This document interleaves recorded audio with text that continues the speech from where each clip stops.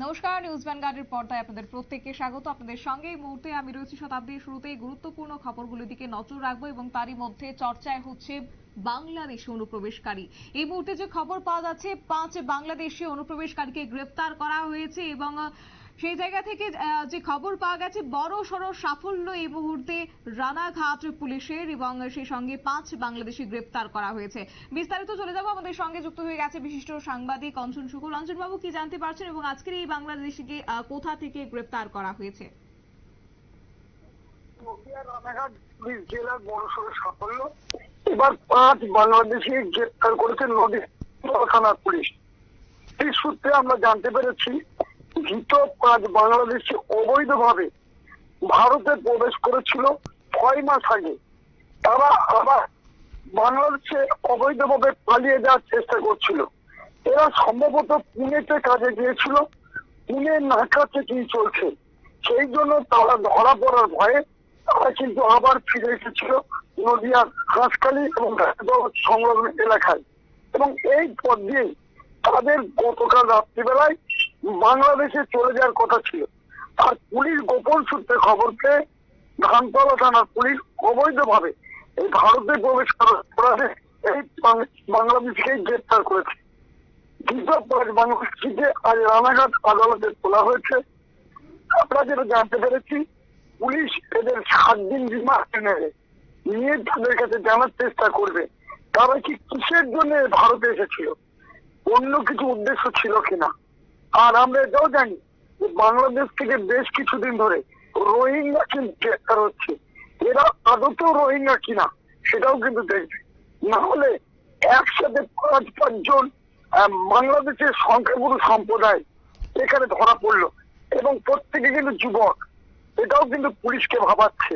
সেই জন্য পুলিশের পক্ষ থেকে এই 5 জনকে আজকে রিমান্ডে নিয়ে তাদের জিজ্ঞাসাবাদ করবে কি কি উদ্দেশ্য ছিল, এর আগে কোন দালাল মারফত তারা ভারতে প্রবেশ করেছিল এবং কোন দালাল মারফত আবার বাংলাদেশে ফিরে যাওয়ার চেষ্টা ছিল, সেগুলো কিন্তু জানার চেষ্টা করবে। তাদের কাছ থেকে কোনো নথি বা কিছু পাওয়া গেছে বা কিংবা তাদের নাম এবং তারা বাংলাদেশের কোন জেলার বাসিন্দা সেটা কি কিছু জানা গেছে? হ্যাঁ দেখো, আমরা জানতে পেরেছি যে 5 জনকে গ্রেপ্তার করেছে। শহীদুল ইসলাম, বয়স 21 বছর, এর বাড়ি হচ্ছে বাংলাদেশের গোপালগঞ্জে। অপরজনের নাম সঞ্জিত মোল্লা, এর বয়স 28, তার বাড়িও গোপালগঞ্জ এলাকায়। অপর আরেকজন সঞ্জীব মোল্লা, তারিকুর সিকদার, দুজনের বাড়ি গোপালগঞ্জ এলাকার। সর্বধৃত বাংলাদেশ শুভ সরকার, তারও বাড়ি হচ্ছে বাংলাদেশের গোপালগঞ্জ, মানে একই জায়গার, অর্থাৎ গোপালগঞ্জের বাসিন্দা। কিন্তু এরা যে 6 মাস আগে এসেছিল, এদের কি উদ্দেশ্য ছিল? আর আরো একটা মারাত্মক তথ্য যেটা পেয়েছি, ওরা যখন বাংলাদেশ থেকে ভারতে প্রবেশ করেছিল তখন হাঁসখালি যে সাগর বিশ্বাস, যে দালাল চক্রের মূল পয়েন্টটা ছিল, গ্রেপ্তার হয়েছে, সেই নাকি জাল আধার কার্ড তৈরি করে দিয়েছিল। আর সেই জাল আধার কার্ড নিয়েই কিন্তু পুনেতে এরা কিন্তু 6 মাস ধরে বসবাস করছিল। যেহেতু পুনেতে কিন্তু তল্লাশি চলছে অনুপ্রবেশকারীদের নিয়ে, সেই জন্যই এরা কিন্তু সেই ভয়ে কিন্তু পালিয়ে এসেছে এবং ধৃতরা নিজেরা স্বীকার করেছে যে তারা কিন্তু বাংলাদেশ থেকে দেশে এসে জাল আধার কার্ড বানিয়েছিল, ভোটার কার্ড এখনো বানাতে পারেনি, তার আগেই কিন্তু তারা গ্রেপ্তার হয়েছে।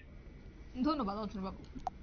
আপনারা শুনলেন এবং যে 5 বাংলাদেশি নাগরিককে আটক করা হয়েছে তারা প্রত্যেকেই গোপালগঞ্জের বাসিন্দা এবং তাই নয়, একই সঙ্গে তারা দীর্ঘদিন ধরে ভারতে প্রবেশ করে তারা 6 মাস যাবত এখানে বসবাস করছিল বলেও জানা গেছে পুলিশ সূত্রে এই খবর। এবং রানাঘাট পুলিশ জেলার বড়সড় সাফল্য এসেছে, 5 বাংলাদেশিকে গ্রেপ্তার করা হয়েছে। নদীয়ার ধানতলা থানার পুলিশ তাদেরকে গ্রেপ্তার করেছে এবং তাদেরকে আদালতে প্রেরণ করা হবে এবং তারপরে পুলিশের রিমান্ড চেয়ে তাদেরকে জিজ্ঞাসাবাদ করা হবে বলে জানা গেছে। এবং সে সঙ্গে কোন দালাল মারফত তারা দীর্ঘদিন ধরে, দীর্ঘ 6 মাস যাবৎ এই রাজ্যে ছিল, সেটা অবশ্য বেরিয়ে আসবে তদন্ত সাপেক্ষ।